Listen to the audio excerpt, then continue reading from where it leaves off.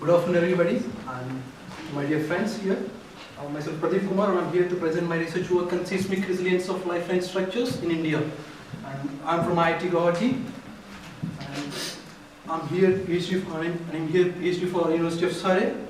And these are the contents of my presentation. As Professor Keith was talking about, what is sustainability? Sustainability is to meet the needs of the present without compromising the ability of the future generations. And my research comes in these three areas. Where you can see the affordable housing, affordable and clean energy, and industry, innovation and infrastructure, and sustainable development of infrastructure in our country. And the targets of this goal are developing quality, reliable and sustainable and resilient infrastructure. My particular research will focus on resilient infrastructure in my country. What do you mean by resilience? Resilience is nothing but able to withstand or recover quickly from the difficult conditions. These difficult conditions could be man-made conditions or natural conditions. Natural conditions include like earthquakes, tsunamis and floods, etc. So as being a geotechnical earthquake engineer, I focused on earthquakes. So I want to make India a resilient, seismic resilient India. So if you can see the seismicity of the world, the more the red, if you can see, the more the red, the most prone they are to the earthquakes. And India is here, where you can see there are a lot of earthquakes in northern and northeastern part of India due to the presence of seismotectonic plates over there and Himalayas. If you can see the magnified image, you can see how many the earthquakes are concentrated here in the last century. And I am particularly from this region. I myself experienced the biggest earthquake of the century, the Nepal earthquake in 2015, April 25, and I can tell you it's really devastating. Sorry. And why particularly seismic resilience? If you can see the deaths that have occurred in the last century, India stands in 10th place with 80,000 people got affected with these earthquakes, and China being the first. And if you can see, earthquake just really kill people.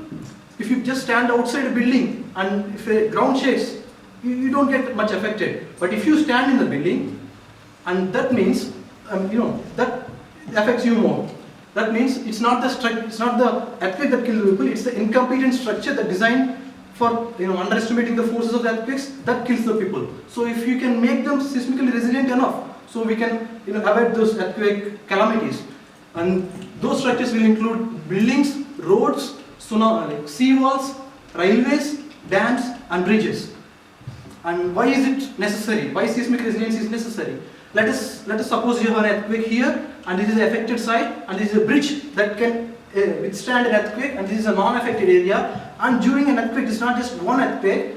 During couple of hours of time, there will be significant amount of different kinds of earthquakes coming at the same time. So if you can, the first event of earthquake, if you can transport the people from non-safe side to the safe side, you can actually reduce the destruction caused by earthquakes. That means you need to have safer or seismic resilient structures to do that.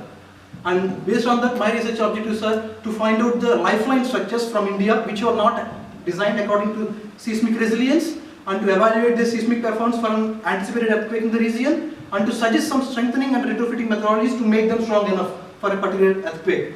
So, the structures that I considered for my research are bridges and nuclear power plants. As I explained before, why bridges? Because they are lifeline structures and they should be operating before and after the earthquake to control the devastating effects of the earthquake. And nuclear power plants, as you know, the growing demand for the energy in the world due to the increase in the population will always ask for more energy. So the nuclear power plants, there are a lot of nuclear power plants that are yet to come. There are a lot of working nuclear power plants around the world. So if we can minimize the seismic effects on these lifeline structures, we can actually do wonders. And the bridge that I considered for my research is from northeastern part of India, where I come from, is Assam. And you can see these are earthquakes that have happened in the last century, last 50 years actually, in Assam region. Sorry, okay. And this is a bridge that has been constructed in 50 years back. And this was not constructed according to the seismic understanding, because at that time we don't have seismic idea. Now we are going to implement our ideas over that and to see whether it is going to sustain the earthquake. And coming to the nuclear power plants, these are nuclear power plants around the world and also the seismicity of the world. You can see India is having almost 7 nuclear power plants and planning to construct 9 more. And it falls in seismic prone regions. And when you talk about nuclear power plants, it's all about the continuous supply of power to the nuclear power plant in order to provide continuous supply of water, so the nuclear fission, the reaction that is happening in the nuclear power will be always in the control, irrespective of the calamities. So what we have observed from the famous failures of nuclear power plants is that the cooling or the power was lost, whether it is man-made errors or earthquakes. So the power was lost, because of which the nuclear power plants got exploded. So what we found out, we done some case study from Japan, and we found out that tsunami, I mean the recent one you can see here, the Fukushima Daiichi nuclear power plant was failed because of the cooling power loss, and the tsunami was the reason for that, because all the power supply got inundated due to the tsunami. And then now what we found out was, so if we can provide emergency backup power to the nuclear power plants, so we can avert the seismic effects on the people or the entire structure. So what we found out was,